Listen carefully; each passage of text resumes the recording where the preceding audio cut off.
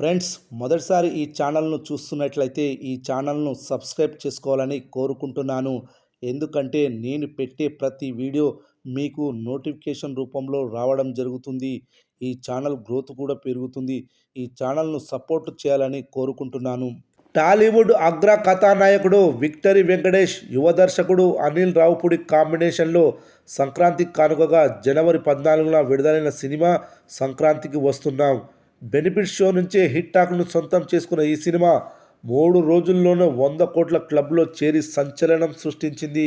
వెంకటేష్ కెరీర్లోనే అత్యధిక వసూళ్లను సాధించిన చిత్రంగా నిలిచిన సంక్రాంతికి వస్తున్నాం. టీజర్, ట్రైలర్, పాటలు ఇలా అన్నింటికీ ప్రేక్షకుల నుంచి మంచి రెస్పాన్స్ రావడంతో ఈ సినిమాపై అంచనాలు భారీగా పెరిగాయి. ఈ మూవీపై ఉన్న క్రేజ్ దృష్టిలో పెట్టుకొని దాదాపు 1300 స్క్రీన్లలో సంక్రాంతికి వస్తున్న సినిమాను రిలీజ్ చేశారు.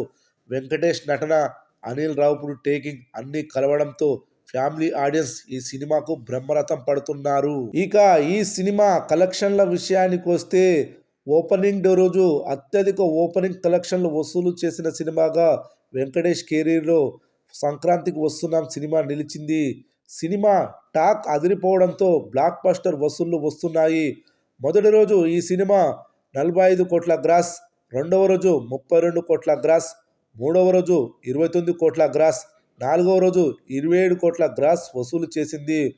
మొత్తం 4 రోజుల కలెక్షన్స్ వచ్చేసి 133 కోట్ల గ్రాస్, 72 కోట్ల షేర్ వసూలు చేసింది. ఈ సినిమా థియేట్రికల్ బిజినెస్ 43 కోట్లు వసూలు చేయడంతో పాటు 29 కోట్ల లాభాలను తెచ్చిపెట్టింది.